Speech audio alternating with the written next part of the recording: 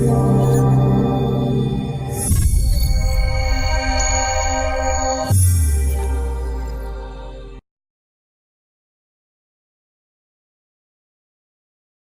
everyone, I'm Tristan Emond with Mindful Living Realty, and this is Tristan and his whiteboard.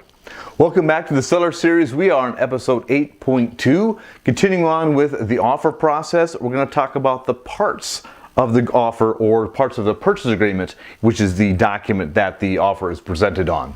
So the first thing we'll talk about, the first thing that we mentioned is earnest money. How much money are they putting up front, are they putting down to say, yes, I want your property? Typically, it'll be anywhere between $500 and a few thousand.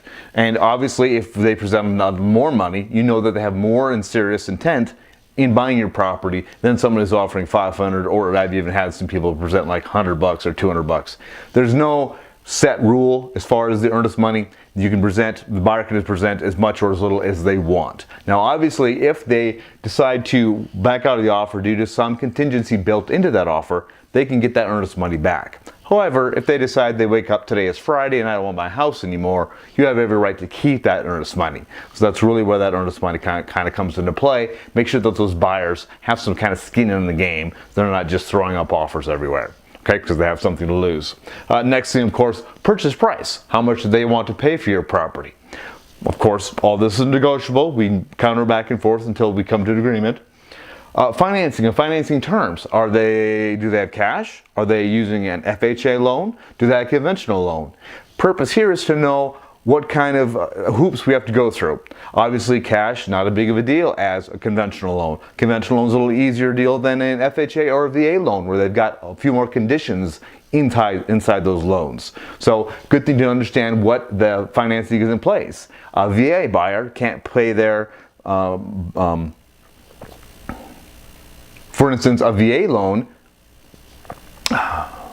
For instance, a VA buyer, the VA won't allow them to pay for their title company fee.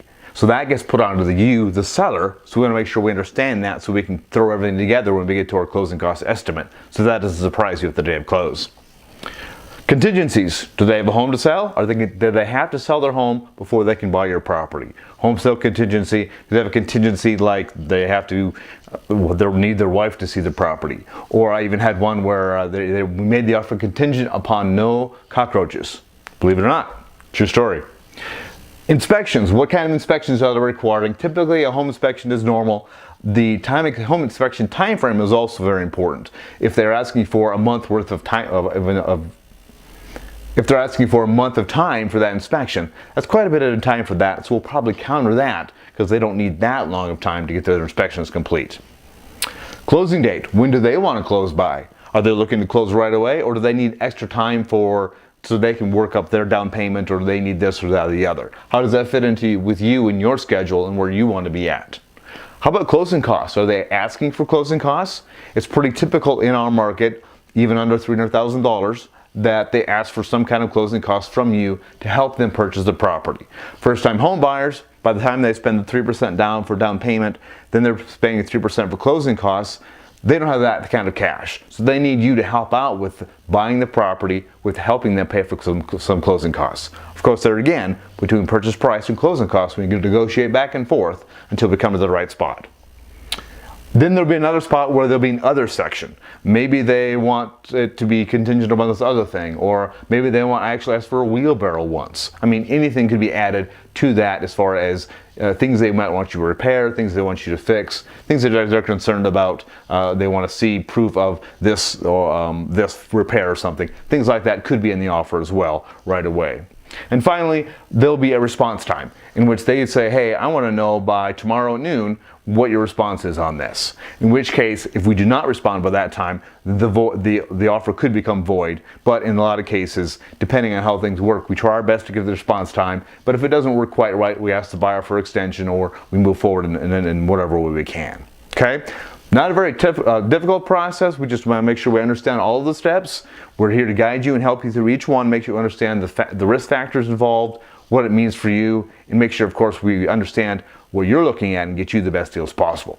All right? We'll continue on with the offer process in episode 8.3, where we talk about the acceptance of said offer. Talk to you the next time at Tristan and his Whiteboard. For more episode of Tristan and his whiteboard, all you gotta do is subscribe. Also, you can check out us on Facebook, on Twitter, and of course the Instagram. Thanks for watching. I'll talk to you later.